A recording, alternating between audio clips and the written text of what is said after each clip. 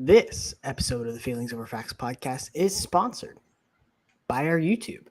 Head over to youtube.com/Feelings Over Facts podcast and give us a subscribe and a like. Thank you.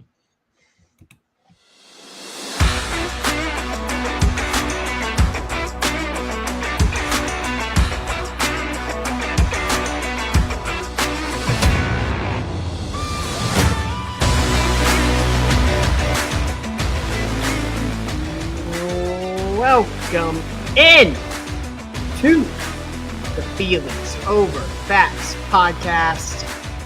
I'm your host, Zach Simmons. Here my co-host, Daniel Jones, a.k.a. DJ. DJ, how you feeling? Feeling pretty good. How about you? Feeling good. Ready for another fantastic episode. We're back for episode number 25. Man, so much has happened in the last week. The Titans have a whole new starting quarterback. It's crazy. This is true. We do. You do indeed. Well, thank you again for joining us at the Feelings Over Facts podcast. Go ahead and head over to our YouTube and give us a subscribe, give us a like, join us in the live chat. The live chat is bumping. Head over to Instagram and TikTok, give us a follow. All right, let's go ahead and get started with what missed today's show. What missed today's show? The Clippers lose by 14 in James Harden's first game as a Clipper. We saw the lineup of Russ, Harden, Kawhi, and Paul George, and they lost by 14. So, interested to see what happens there with them.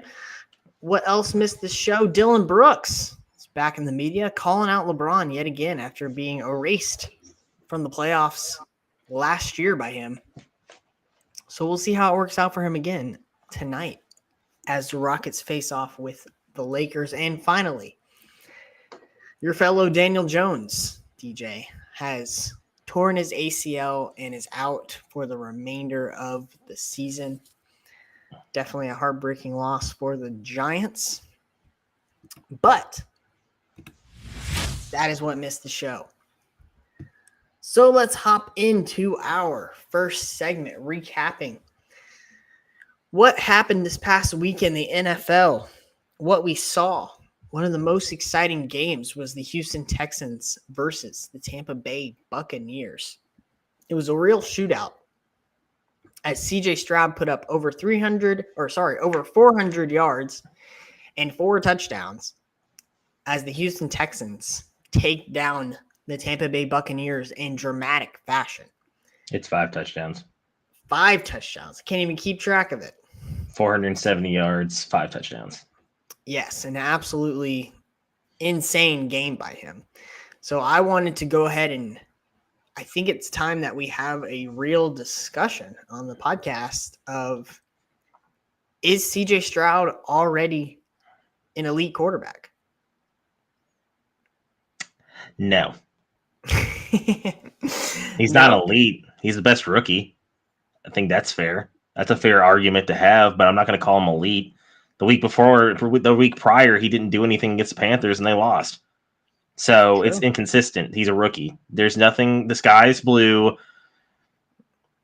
Turtles hop. No, turtles don't hop. Turtles walk slow. Frogs hop. It's nothing. Nothing different. Nothing is different at all. I mean, don't get me wrong. It's very impressive. And if you're a Texans fan, you should be very, very excited. This is why I wanted CJ Stroud as a Titan before the draft happened. It's moments like this that showed me like, oh, hey, this guy can game, and he's proving that. Makes me look good because it makes me look smart. Yeah. But I'm not gonna. That's an overreaction to one great game. He's had a couple good games. Don't get me wrong, and he's only thrown I think one interception so far, which is fantastic for a rookie quarterback. I'm gonna give him his dues, but I'm not gonna call him elite by any means right now. I am teetering on the edge of being there already. From what I've seen from him. I know that you're shaking your head at me, but he is not at all surrounded by top tier talent. He's got a first year head coach, and he's winning games because of his talent as a rookie in his first ever season, adjusting to the NFL. And we see a lot of really good quarterbacks are able to win in the NFL with some very good role players and playmakers around them, like we see with Brock Purdy. We see it with Dak Prescott. These guys are able to win, and they have a lot of really good playmakers around them. And CJ Stroud is already winning and already putting up insane stats without being surrounded by that much talent. I wouldn't say that they have anything close to a top 7, top 8 receiver room. And their running back room isn't all that as well. I mean, Dameon Pierce had a good rookie season, but he hasn't done too much this year. Right now, CJ Stroud is just absolutely, with his talent and his skills, carrying that team. And that is what it takes to be an elite quarterback in the NFL. And he's showing signs of that. Right now, out of all of the young quarterbacks within the first couple of years, I would say he most certainly, from what I've seen, has the highest ceiling. I think that the Panthers, I'm ready to say already that the Panthers made a mistake taking Bryce Young over CJ Stroud. We're seeing that Bryce Young, I mean, no fault to him. He doesn't have great talent around him, and they're losing nearly every single game. But that's the exact argument I'm making for why CJ Stroud is already teetering on being an elite quarterback. He doesn't have a lot of talent around him, and they're already being very successful. So there's not a lot of quarterbacks in the NFL right now that if you said, hey, you have to start your franchise with a guy for the next decade, who are you taking? I don't know if I could name 5 guys that I would confidently take over him at this moment. So I'm getting close to saying he's an elite level NFL quarterback. I know you probably disagree with that, but I'm pulling up his stats, and let's be honest. Whenever you put elite numbers up in a blowout loss, I don't count that. That's just called garbage time. Whenever you put in, it's putting elite numbers up against a team, and I can't say like it's not against elite talent because it's the NFL. Everybody's a professional, so it's a little bit different than it is in college. Because that was, I think, my knock on him was that he didn't show up against the biggest game against Michigan 2 years in a row, but he did everything else the rest of the year, and then he came out against Georgia and played really well too in the playoffs last year. But I'm looking at his stat line the game log right now. I mean, I'd say in 3 games he put up big stats that they won. The rest doesn't really matter, and or he didn't put up big stats and they lost. I mean, you just kind of mentioned, Bryce Young. Yeah, he's having a rough start to the NFL. Yeah. I do think I do think that the Texans have a better head coach, and I know it's his first year, but I mean, just based on what I've seen from Frank Wright, I don't think that guy is a good coach anyway. So I think that has to do with it because, fit and scheme does matter in the NFL when it comes to young quarterbacks and how they start. But I mean, giving credit to where he's had one amazing game, like standout amazing game. It's just been one against a defense that has given up the most yards, I think, against like quarterback, like their secondary has given the most yards in like fantasy. Like if anybody that's the Bucs, anytime that your fantasy quarterback's playing against the Buccaneers, you want to play them because they give up the most most yards to quarterbacks. Will Levis. And you might hear about that later. No, I'm not trying to sit here and crap on the guy because I mean, don't get me wrong, he's having a great start to his career, and this has nothing to do with division bias or anything like that. I'm just weathering expectations. It's his first year, it's his first 8 games, and he's lost some bad. There's been some bad losses in there too. So if we're going to highlight the good, we need to highlight the bad too. We have to look at it as it's like one of those paintings where it's dots. You can't just fixate on one dot. You have to see the whole picture. So for me, I'm not going to jump on the bandwagon of he's an elite quarterback because for me, an elite quarterback would be like, I mean, obviously Mahomes, Burrow, Allen. Allen can't win playoff games, so it doesn't really matter. Same with Herbert. But I mean, young, good quarterbacks Honestly, I'm only putting in right now the elite quarterbacks. It's Burrow and Mahomes, and everybody else is just a little bit below those two.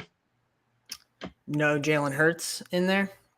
He's in that barely below the elite. Because I think we need to start putting more emphasis on the word elite. Like, the word elite means you are the best at what you do. And I don't see anybody getting past Mahomes or Burrow anytime soon, in my opinion. Yeah, that's fair. I definitely don't think I would put Stroud above either of them, but it's been dang impressive what he has been able to do so far. I've been less impressed with the amount of touchdowns that he's thrown and more impressed with the one interception.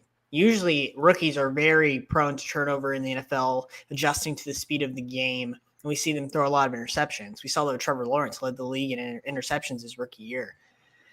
But Stroud hasn't done that. He's been very safe with the ball, and it's been really impressive to see. In the chat right now, Jake is saying he's stinking up his fantasy league. His wife beat him by 35 points. He's asking if he should keep holding on to Justin Jefferson or if he should look to trade him.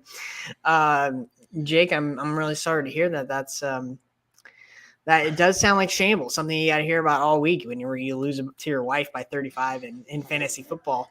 I would definitely hold on to Justin Jefferson. The Vikings today, I think, took him off of the IR, so he is eligible next game to come back, even though I don't think that he will, which means that they're 100%, meaning taking him off IR means he's going to be back soon, if not this next game, the one after that.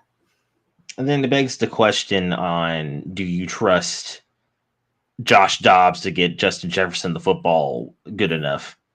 Yep. If you're going to keep him fantasy wise, that would be my question. And you need to be able to. That's something I can't answer for you. That's something that Zach can't answer for you. That's really got to be on a feel for you. And Huddy, I do know who Lamar Jackson is. He is below the elite tier. Sorry to let you know that, dude. Nah, take those Ravens glasses off. Yes, he's having a good year this year. Do not get me wrong. The Ravens in general are having a good year. You know, got to give credit where credit is due once again. Which, by the way, what a bummer of a one of the first good games. Man, the Seahawks just did not show up at all in that game. There was a lot of really impressive wins in Week 9 of the NFL, but that Ravens win over the Seahawks is definitely up there as one of the most impressive wins for sure. They're really staking their claim as being one of the true contenders this year. Makes me want to ask the question, you know, earlier in the podcast, you know, in the past episodes, I have said that they're a pretender. Are they starting to creep into the actual contender list for you? Because I kind of figured they would drop off at some point because that's what they've kind of done in the past. Or, you know, this is one of those, like, Lamar can't win in the playoffs either. He's only gotten one win. It's against the Titans. So does that really count? No. Yeah, so, I mean, what ultimately this Ravens team is going to be judged on is their postseason success, because everybody knows that they're a good regular season team and they win a lot of regular season games. What this team is really going to be judged on is the playoffs. But if you're asking me if they have proved that they can be a real contender and not a pretender, they are definitely leaning towards that, more of that contender role for me, because I think it was about a month ago, I said my real knock on them as being a true contender is their inconsistency. They lose to the Colts and then crush the Browns. They lose to the Bengals and lose to the Steelers, and then they beat the Titans. Then they have rattled off these last 3 games, 3 quality wins in a row. And they're starting to look more consistent. I mean, they beat the heck out of the Lions and the Seahawks, who I think are both pretty good NFC teams. So, but then had a close game with the Cardinals. They did. That was in Arizona, but Arizona's kind of low-key scrappy. They've been keeping the games close and losing them. But by the way, you said they lost to the Bengals. They've only lost 2 games this year. So, also, I will say they beat the Bengals. They beat the Bengals. They did. No, the Colts game, the Colts was a complete choke. I will 100% agree with you on that. There's no excuse for that. I watched that game. They definitely should have came back. They should not have let them come back. It was Gardner Minshew coming in and beating you. That's unacceptable from a team that has such high aspirations as the Ravens do. But for me, the Steelers game, like, it's a division game. Those games kind of go back and forth. It's kind of like a rivalry game in college football. Those games are always going to be tough. no matter how good the record is or how good your team has been or going on a run or anything like that, because that just tends to happen regardless. So I'm not gonna knock them on that one because like I said, I mean the Steelers' offense is atrocious, even though the Titans made them look really good, especially in the first drive. That's like their first touchdown they scored on the first drive in decades, almost it feels like. Yeah. But that defense is elite. That's an elite defense, especially when now they have Cam Hayward back. They beat the Ravens without Cam Hayward. TJ Watt's an absolute monster. So like, it's not that shocking because Mike Tomlin football teams are always prepared. Yep. So I'm not going to knock the Ravens for losing that one. I'm starting to lean towards they're legit, but like I completely 100% agree with what you just said that they need to show it in the playoffs. He has one win in the playoffs, Lamar does, and it was on the road with a half full stadium because of COVID. Yep. And then he hasn't been back to the playoffs since, I don't think. If he had, then they were in the playoffs last year, but he wasn't playing. So yeah, that's right. So you can't really judge it on that one. So yep, for sure.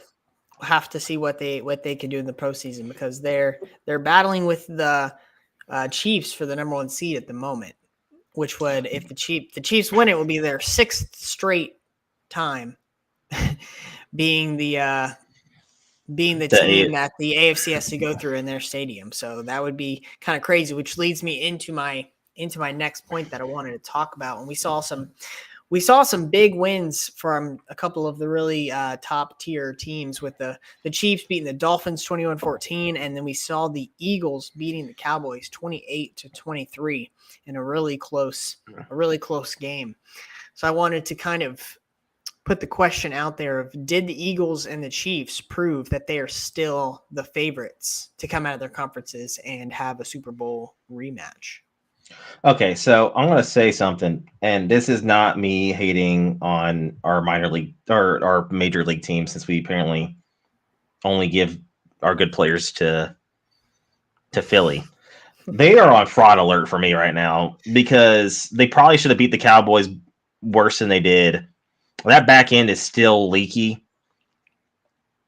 And I think that this team is going to be – they're still going to have a really good record, have a very good chance to have the first seed in the NFC. But for me, man, I'm just seeing this team. This offense is great. Don't get me wrong. The offense – I mean, Jalen's starting to pick it back up. He had a slow start. I think he's starting to get in his groove back again. And, I mean, A.J. Brown's having an MVP-type season as a receiver, which what's the last time we've seen that in the NFL? Yeah. But for me, it comes down – their pass rush, great. Their linebacker play, it's all right. But that secondary is suspect. And, not good. And if someone can really attack that weakness of theirs, I see this team getting knocked out in the playoffs if they don't fix it. Now, can they fix it? Yeah, I do think they can. I think they have the talent. They have the veteran presence. They have the group to pull it together. And like I said, that pass rush is really good. If your pass rush is that good, you don't need to cover that long. Just cover enough for your guys to get there. And they can get there. That D line is insane, especially with the last 2 picks. I mean, Jordan Davis and Jalen Carter with Brandon Graham and Fletcher Cox, also Hassan Reddick. I mean, I could keep going. I'm just naming just absolute studs all over the. It was a good win. They honestly got lucky because Dallas kind of crapped the bed, like that's what Mike McCarthy coach teams do. They pooped themselves a little bit. 4 chances from the 6-yard line. It's not even that. I mean, like, near the end of the game, you got 2 procedure penalties, and you got tackled at the 2-yard line. That's 10 yards that you got put on yourself, that you shot yourself in the foot. Yeah. I mean, that's the back of the end zone, and if you're throwing the ball at the 2-yard line, trying to get CD in the end zone, just saying, like, doing the quick math there. I mean, like, you cannot kill you can't beat yourselves and expect to beat a good team like Philly, or have aspirations like Philly does, or Definitely. Like Dallas fans expect. So, or you at least have to perform good in the closing. Right. And I mean, honestly, this kind of goes back to the whole, like, what Dak's been doing in the playoffs, and now, like, I feel like he's been pushing too much at the end of the games and trying to make things happen too fast to where it's starting to come back on him, and you just see all these, like, mental errors and it just constantly happens. I mean, the guy. I feel for Dak. I mean, I can tell he actually gives a crap about being a Dallas Cowboy. Yeah. But man, he does not make it easy for himself, honestly. Definitely not. There's been too many instances where in the clutch and the closing of games, he has not been able to perform, which is not something that a lot of people look for in a quarterback. So to kind of bounce off that point that you were making about the Eagles secondary, I have an absolutely bonkers stat about that there so far in the season, there's been 17 games that a defense has allowed 300 yards passing and 3 passing touchdowns. There's been 17 of them. 13 of the 13 of them, teams are 1-12 in those games. The 1 win and 12 losses. The Eagles have allowed that 4 times. 4 of the 17 of the Philadelphia Eagles have allowed 300 yards passing and 3 passing touchdowns. That's almost a quarter of them, and they're 4-0. So some regression is coming in that regard. I do not think that this is sustainable to keep allowing that to happen and to keep winning. So they definitely have to improve that to show that they can come out of the NFC. But what they did show is that despite everything that happened in that game, they still won. And that's a lot of times what happens with the Eagles is despite everything that happens, they still come out victorious. And if you're asking me to pick someone to come out of the NFC right now, I would be hard pressed to pick anyone except for them at the moment. As far as the AFC side, the Kansas City Chiefs beating the Miami Dolphins, who are another AFC contender, by 7, 21-14 over in Germany. Not a lot of people awake for this game unless you're on the East Coast like me. So I caught the second half. Yeah, there you go. I think that I feel better about the Kansas City Chiefs making it out of the AFC than I do the Eagles making it out of the NFC at this current moment. Because what we're seeing with the Kansas City Chiefs is this is the best defense that Patrick Mahomes has ever had. They are a legit top 5 defense by yards, by scoring, by any metric. They're a legit top 5 defense with Patrick Mahomes as their quarterback. If you take any all-time great quarterback, and I believe Patrick Mahomes to be that, and you pair them with a top 5 defense, we always see those type of teams make it to the Super Bowl and usually win the Super Bowl.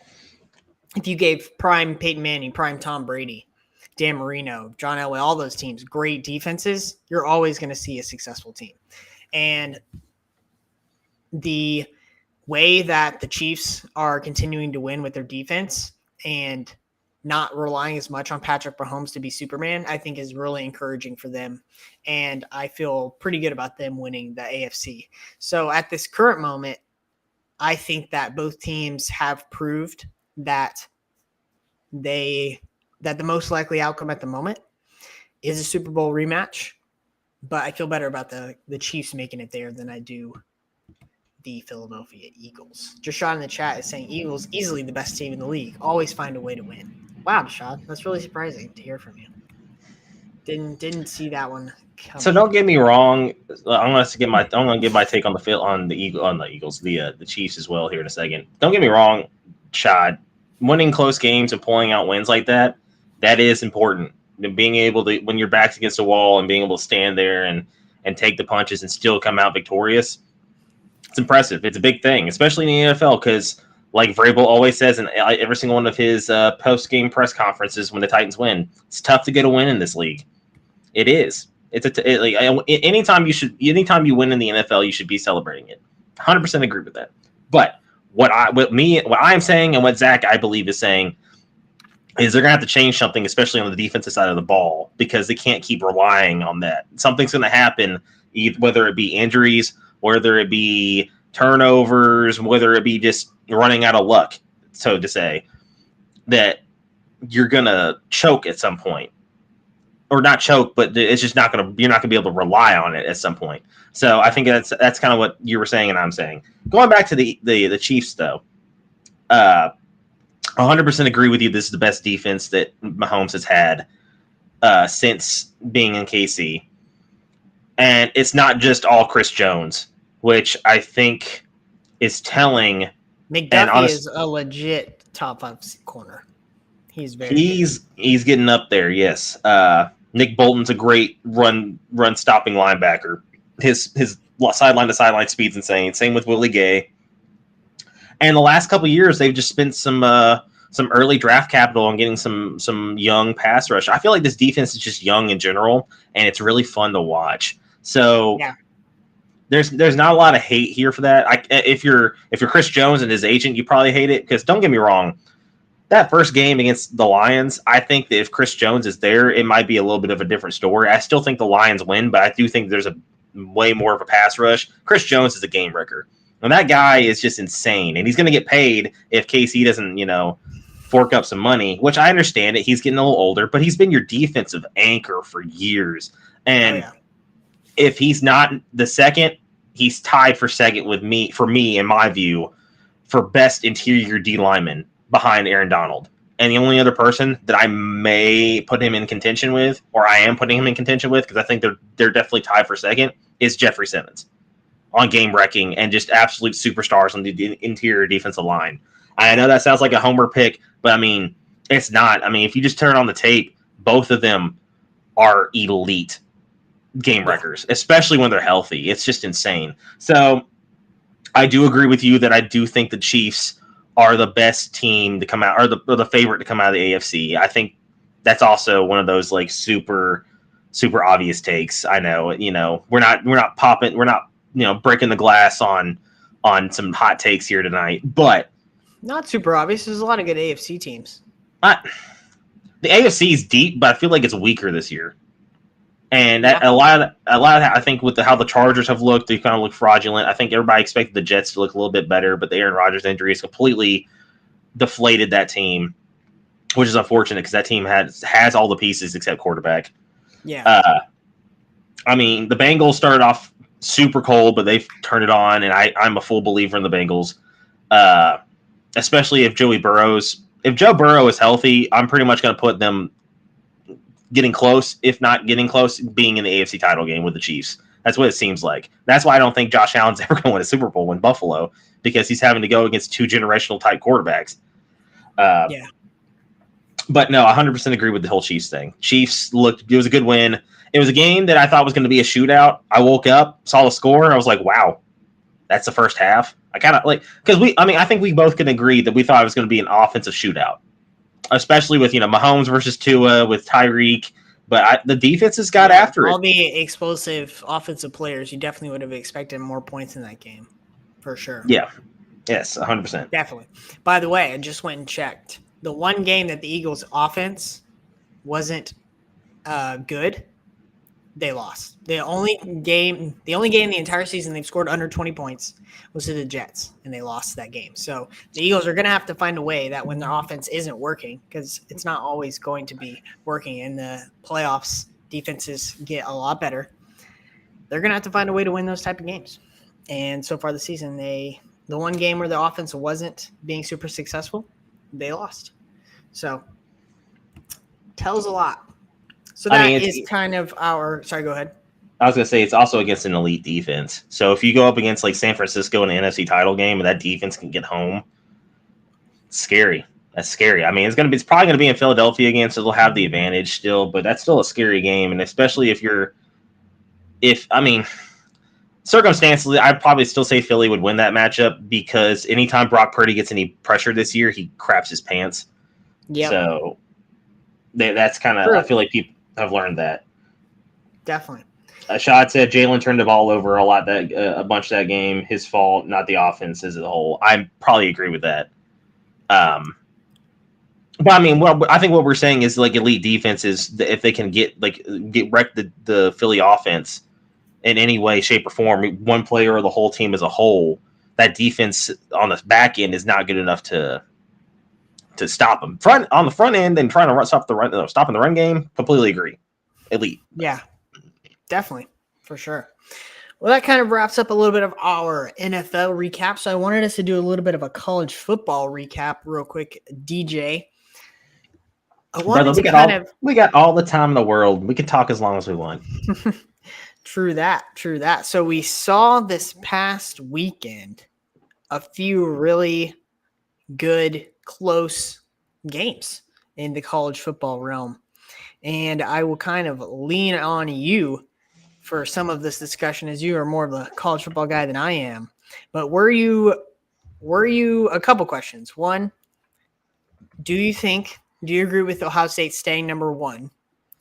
And were you surprised that Missouri gave Georgia as much trouble as they did? Okay, so probably going to sound like I'm going to contradict myself here for a minute. I can't take credit for this take because I heard it, but I also agree. I was thinking it while it was being said. I think Herb Street said it and or Greg McElroy said it on the playoff ranking show. I don't think Ohio State on the eye test level is my number one team. Now, resume wise, yes, they beat Penn State, who's still high on the ratings, and I do think like teams that you've beaten, if they're still in the top 25, that is a massive plus. Notre Dame still being in the top 25 is just, I feel like, helping Ohio State more than it probably should, because I don't think that Notre Dame team's that good anymore. But you went into a hostile, you went into a hostile environment in South Bend and pulled out a big win again that was very high emotionally charged back when people thought Notre Dame was still like a playoff team contender. Yeah. So I think you have to look at it at the time and when they played and where they played and how they played. I wouldn't say anything Ohio State's done this year, eye test wise, has popped anything off for me. It's been kind of Their defense is playing a lot better than I think people are giving it credit for. But their offense, I do not trust that quarterback at all.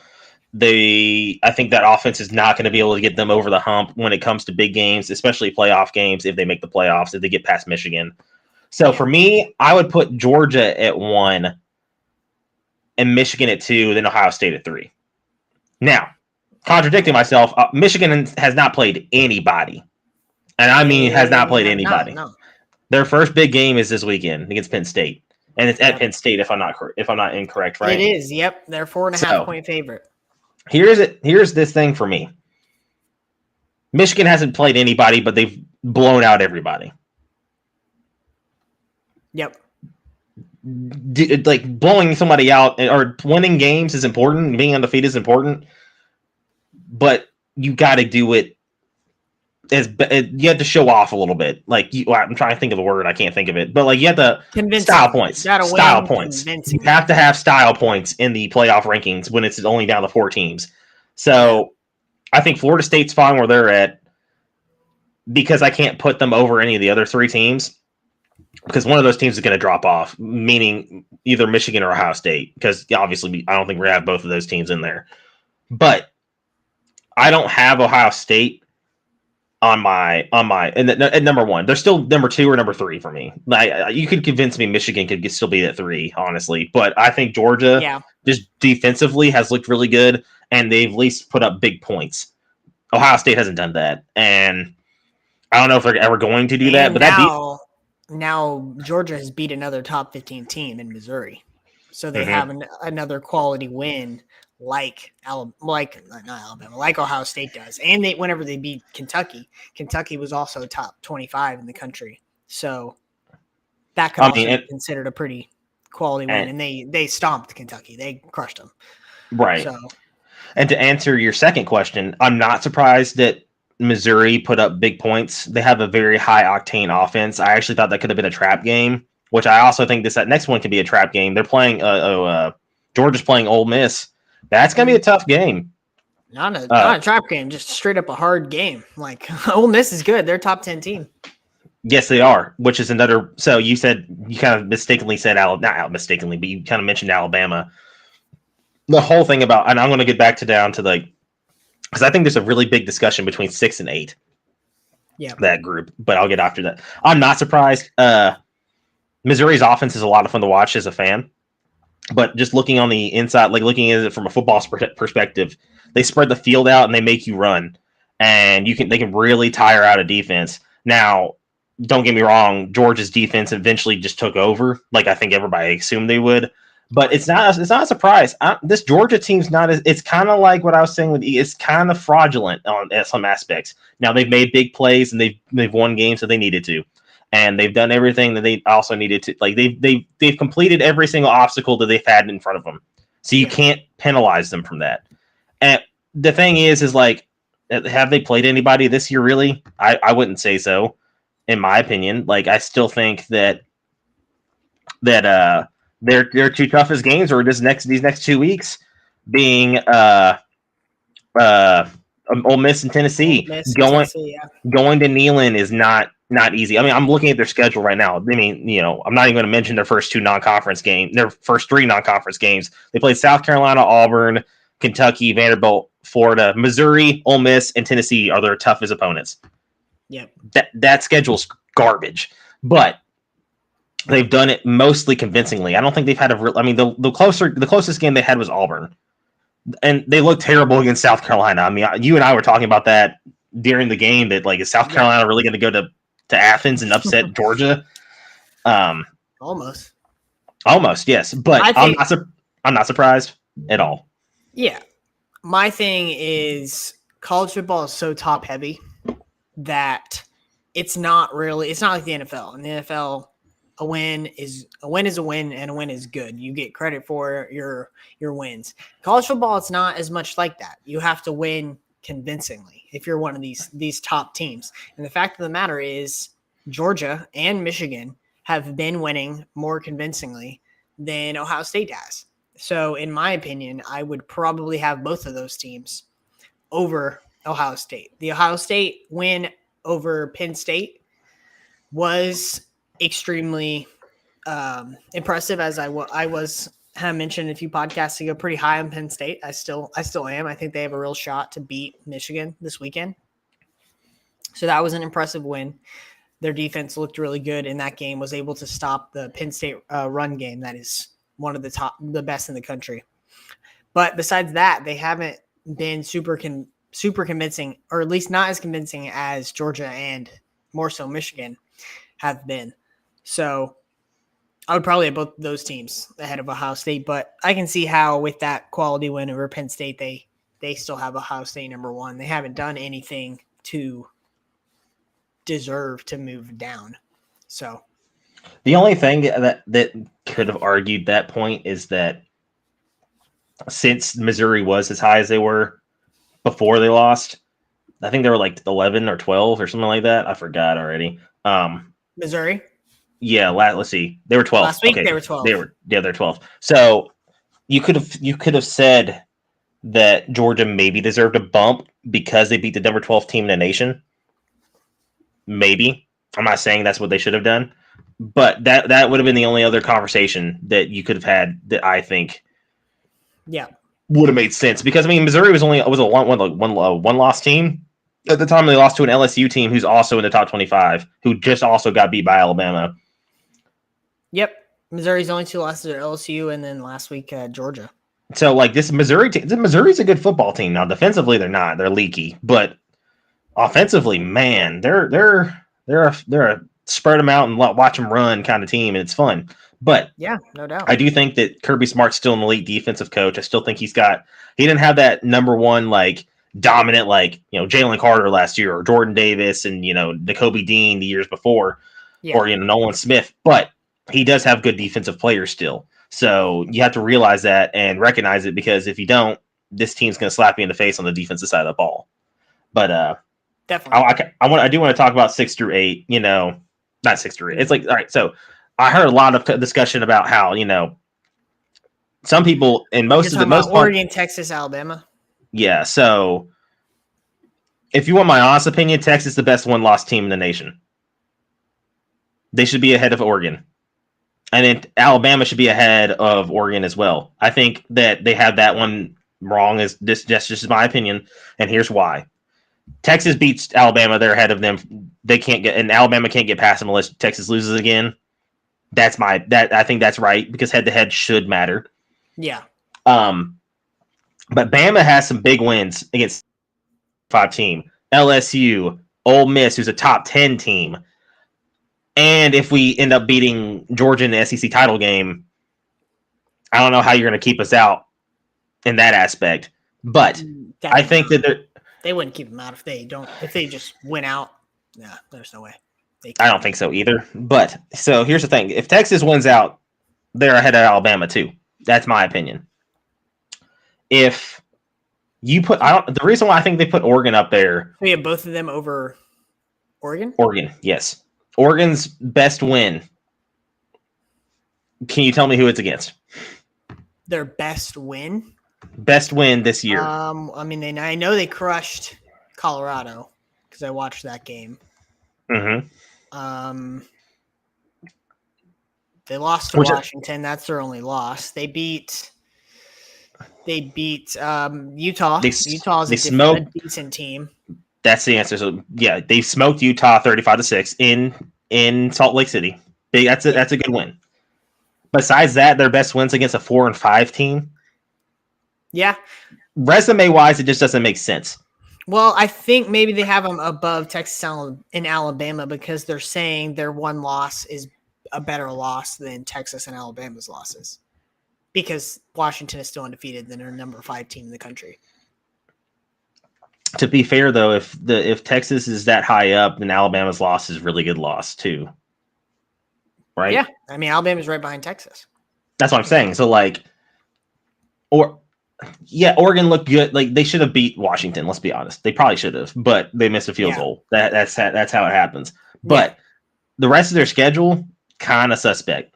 Yeah, all I'm saying is not a lot of quality wins there. And what I thought was funny was I heard somebody on ESPN is saying like what the committee's telling you is instead of going and playing if you're Texas or Alabama, instead of playing each other, go play like Vanderbilt and or Texas Tech because that's what Oregon did, and then they ended up looking terrible in that game, but they're still ranked higher because their one loss is very close, and it's just like it seems like what the committee's saying is we're valuing was your loss as bad as the other losses to the people that have the same record as you. So they're saying Oregon's one loss isn't as bad as Texas or Alabama, so we're going to have them above both of them, even though their schedules are harder. Even though Alabama and Texas have more quality wins than Oregon. And harder schedules, I would say. Yeah. Personally. For sure. Definitely. Because, especially Alabama. Yeah, but like USC, like that's who Oregon plays this next weekend. Not the same as it was at the beginning of the year. This team has fallen off. That game might be 100 points in that game. I'm going to be completely honest. No, I think Oregon's defense. See what the over-under is. The over-under is 73.5. I think Oregon's defense actually kind of shuts Caleb Williams down. You think? I think Oregon's got a good defense. Yeah. I think Dan Lanning is he's a defensive coach. And I think he's got a good defense. And I think Caleb's kind of already packed it in this year. I'm not lying. I think he's ready for me. I think so too. Yeah. So I can be completely wrong. USC puts him on upset alert, and this whole conversation's invalid, and that's fine. But I wanted to have that conversation because I wanted your opinion on it because I feel like the committee has not been consistent with any of this in any of the years that they've done the playoffs. It's just like I wanted to point it out. They have to expand it. But then again, if they just expand it, it's just going to be the same. It's going to be the same thing. Teams with like worse teams. If they make more spots. So I don't know. Shad, I know that. He says that the Pac-12 has more ranked teams than the SEC, so who really has a tougher schedule? At the time, whenever they played them in the top 25, Oregon has played 3 top 25 teams. How many teams has Texas played in the top 25, and how many teams has Alabama played in the top 25? Because I actually don't know off the top of my head, so I'm going to look it up right now. Alabama, LSU, Ole Miss, Tennessee, Texas. That's 4. Is that it? Mm-hmm. And then Texas has played 1, 2, 3, 4. They've played 4, so they've played more ranked teams. So I'm going to take that as not an actual valid argument. Pac-12 does have a lot of good teams, though. But it does. I still think that the SEC would be better. It's annoying that the one year that the Pac-12 has actually showed up this year is the year that they're fold after this year. It's like they're coming apart after this. Like, Yeah, okay, yeah, like, now we're we'll here, show, and now we're out. and now we're leaving. Yeah. No, Sean, I get what you're saying though. Like on paper, yeah, and like Oregon, they still have to play Oregon State. So if they stay undefeated and they beat Oregon State at the end of the year, and you're probably like, why are you bringing Oregon State up? They're the 12th team. They're the 12th team in the country. Oregon State has had some big wins, and yes, they are a 2-loss team. And honestly, their 2 losses not great. Washington State and Arizona. But Arizona is ranked, so it's kind of helping them. But Oregon State has to play Washington and Oregon back to back, and I guarantee you one of those is going to be a trap game. Yeah, 100%. Well, Shad, you said all right. So what Shad said, I only said they have more ranked teams, not the teams Oregon has played. That's what we're talking about. We're not talking about conferences. We're talking about teams' resumes. Yeah, if you look at the conference as a whole, there's definitely an argument to be made that the Pac-12 is deeper, at least deeper for sure. Definitely not as good at the top. I mean, I think legitimately they have Washington and Oregon. Everybody else is just good. Yeah, those are the 2 elite teams. Yeah, and I don't think that's like that's not a mark on them at all. And I'm not like crapping on them or anything like that. But that's just my opinion. Yeah, I mean, looking at the top 25 right now, what they have 1, 2, 3, 5 teams in the top 25. Yeah, I mean that's it. That is impressive. I will give you that for sure. But definitely. All right. Anything else we wanted to mention on the college football realm? Yeah, North Carolina needs to not be in the top 25. I don't know how. I mean, have you not seen their 2 losses? Somebody's got to be in there. Who are you putting in? Virginia, Georgia Tech. You kidding? Liberty. They're undefeated.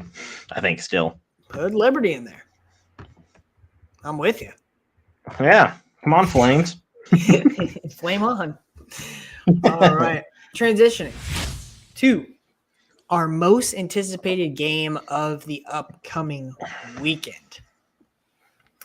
I will go ahead and go first with mine. Mm-hmm. My most anticipated game of this upcoming weekend is Ravens versus Browns. This is going a little bit back to my take of saying I think the Ravens could be a real contender. I think they might be a true elite team, but they have to show me that they can be consistent. They've won 4 games in a row, and they're starting to look like a real elite team. You're coming up against a great defense in the Cleveland Browns. They needed to be able to show that they can win this type of game against a great defense after coming off a big win. Because in the playoffs, you're hopefully going to have big wins and then have to rebound and play great teams again the week after and continue to win. That's how you progress in the NFL playoffs. So they need to be able to show that they can have a great win against a good team and then come back and perform again the next week. So that is why the Ravens versus the Browns is my most anticipated game of the weekend. And you got Lamar Jackson versus Myles Garrett. Who doesn't want to see that? That's a good question. I don't know.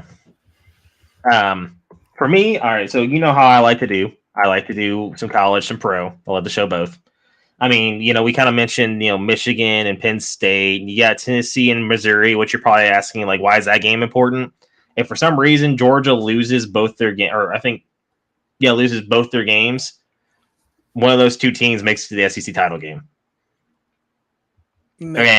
Out of who? Oh, wait, no. Hold on. So I think if Tennessee or if Georgia loses one of their games, and if Tennessee beats them, Tennessee can still jump Georgia, if I'm not mistaken, to the SEC title game. So Tennessee plays Missouri this weekend. Yes. That's a big game. They can. Yeah. So that's one for me. I'm not saying that's my one game. I think it's my one game that's for college is Georgia Ole Miss. I think that's a massive game. Yeah. I think that Ole Miss could really put it on them. I think that that offense is something that Georgia is going to have to scheme for hardcore, and I do think Kirby can do it, but I think it's going to be a close game, and I think we're going to see what Georgia's made of, on that front. NFL-wise, the game I'm going to watch, the game I'm looking forward to watching is kind of out of the because I mean, honestly, the best game of the week is for me in my eyes. It's Jags and 49ers. I think those are two playoff teams. Yeah. But the game I'm actually picking, the game to watch, is Bengals Texans. Let's see if CJ Stroud can do it again. I'm interested. I think this is a playoff caliber team. They're definitely in this division race as a 4-4 football team for the Texans. So yeah, especially if the Jags lose to the 49ers. Yeah, all I'm saying is this is their moment that if CJ Stroud's going to be considered elite in a couple of years, got to win games like this. Yeah, got to be able to beat teams that are really good, like the Bengals are. The Bengals are hot right now too. They are on one. So those are our most anticipated games of the weekend. Moving right along to the most profitable segment in all of sports, our bets of the week for the Feelings Over Facts podcast. DJ, I went 3-0 last week. I think I went 0-3. All right, we're even. 3-3. All right. I think I went first last week, so I'm going to go first again because it seemed like it worked out for me. I think I should go first then, so that way you don't work out for you and works out for me. All right, well, let's hear it then. Who you got? We got Penn State +5 against Michigan. Love it. I think regardless, I think that Penn State can cover the spread. And then I have Ravens -6. I think they come out and they beat the brakes off the Browns. I think they're like you said, they're kind of a regular season team, and I think they're gonna show that. So I think they do cover the spread, which I was kind of surprised the spread was that much, but it's basically a touchdown. So hey, we'll take that. And then bringing up the whole, Titans this week against the Buccaneers, who are leaky in the back end, going over on DeAndre Hopkins receiving yards, 61.5. I think that's a pretty safe bet. Probably too safe. But he's looked like Will Levis's guy, like his person to try to find when he drops back is him. So definitely don't hate that bet for sure. I like all three of those actually. My 3 bets, I've actually got a college football one in here this week, DJ. I know I usually go all NFL, but I've got one college football game. I really like TCU +10 against Texas. Don't hate him on the money line, but I'm going to go with the +10 because I feel like that is a pretty safe bet. I think this TCU team is very stubborn, and I think that they're going to be in this game. So I think 10 points is a lot to have in this game. So I like that. I'm going with the Commanders +7 against the Seahawks because I think the Seahawks are kind of going off the rails at this point. Geno is starting to turn back into a pumpkin, and he is we're starting to see old Geno, the Geno that was writing people back. And I think that the Commanders, a full touchdown with the Commanders, who have been a pretty good team on both sides of the ball this season, I think is good. I like that a lot. And then finally, I'm going with the Lions to bounce back -3 against the Chargers. The Chargers just got a win. And you know what they say about the Chargers? They're going to Charger. So I like them to lose this week against the Lions. I'm going Lions -3. What does that look you have on your face there? Try not to say I barely know her, but Chargers gonna Charger, man. Charger, I barely know her. There you go. I've never placed. Right. Wait, hold on. I've never placed a bet, so I get to do a FanDuel promo offer when I get put down $5 bet and pick a winning team in the NFL that week. So we win $150, which I did. So it's just who wins? Yeah, I guess it's money line. Well, I mean, you're gonna want. I mean, the best bet for that is going to be the Cowboys, right? They got Dallas is facing Tommy DeVito at home.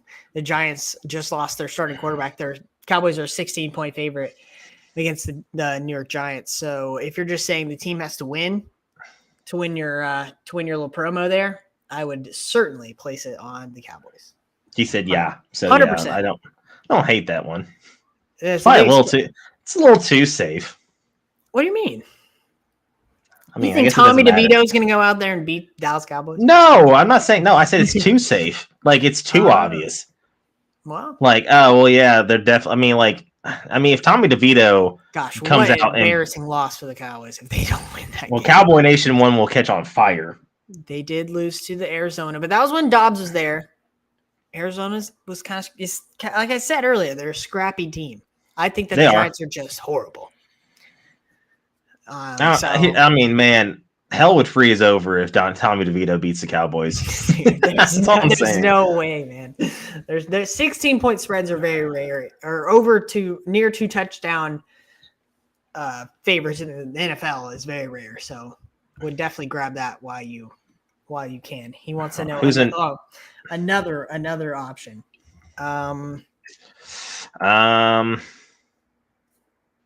That's a good question. Let's see. I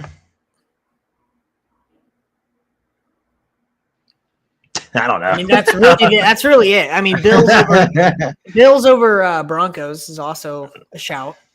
Shot said Eagles. Duh. I definitely think the Bills can beat the. I definitely think the Bills can beat the Broncos at home on Monday night. That's also another one. But other than that, there's no other close matchups. Shad, you do know you're on a bye week this week, right? They're only close matchups. Yeah, a lot of the really good teams are on bye this week. So. He goes Eagles, duh. Yeah, lays it on them. They can't lose in their bye week. Yeah, that's true. Yeah, that's actually factual. Fair enough. Yeah, I guess you could probably go Bengals. I would go Bengals. Bengals over Texans. You just took the Texans in your bet, though. No, I didn't. I said that's a game to watch. That's right. Man, good to know you listen to what I say. Holy crap! I knew you said something about the Texans. I don't know. Texans are hot right now. I definitely would not take them. But so are the Bengals, and they're at home. Yeah. Well, I mean, the answer is 100% the Cowboys, but. Yes, I agree with that, but at least listen to what I say for my bets. Come on, man. Yeah, that's fair. I'm listening. Speaking of listening, I don't feel confident about that. We're moving on to our feeling of the week. I'll go ahead and go first with mine. My feeling of the week is bad team matchups should not be on primetime games. Primetime NFL games should be reserved for good matchups. At any moment that there's a primetime game, it should be I know that all the travel plans and all the TV contracts and all this blah, blah, blah, blah, blah, all just messes all that stuff up.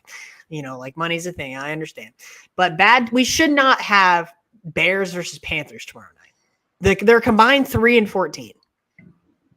That is a horrible primetime Thursday night game. I don't think anybody besides maybe I don't even know if fans of those teams are looking forward to that game. So that's my feeling of the week is that bad teams matchups should not be primetime games. I mean, I thought you were going to say that about the Jets and Raiders game as well.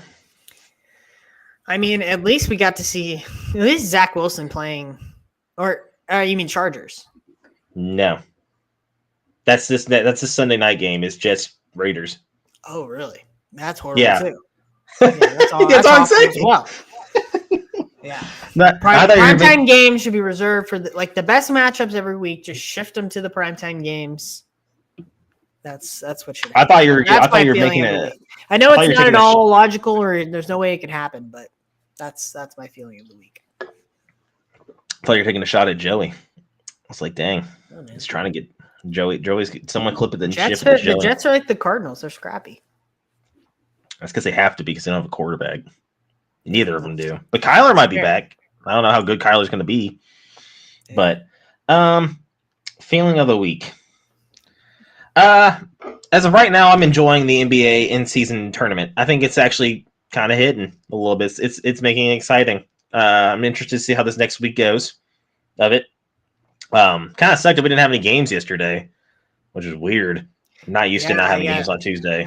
All the teams having to get those new floors out there. I guess that's why, but I mean, they're kind of cool, I guess. It's a little too much, but hey, you're trying something different. They're kind of distracting. They are, yeah. It's like, all right, where's the line at again? Yeah, it's a little bit distracting for sure. But no, I'm enjoying it so far. I was a little hesitant at first, and then I heard Adam Silver kind of explain the rules of what's going to happen. I thought they're going to have more games in the NBA season. And then when he said that they're just added into the season, so they count as part of the 82, I was like, oh, cool. So it kind of adds more of incentive to actually give a crap about the regular season. Yeah. I like that because I do think there's too many games. So I'm enjoying it so far, and it's very made for European soccer of the NBA. Chad. Yeah, very domestic cup feeling competitions within their regular season. I'm a fan. So yeah, very FA Cup of them. Indeed. But, all right. Anything else, DJ? Before we head out. No. There we go. All right. Oh, there we go. From the Feelings Over Facts podcast, I'm your host, Zach Simmons. He's my co-host, Daniel Jones, a.k.a. DJ. Thank you for joining us once again. Good morning and good night.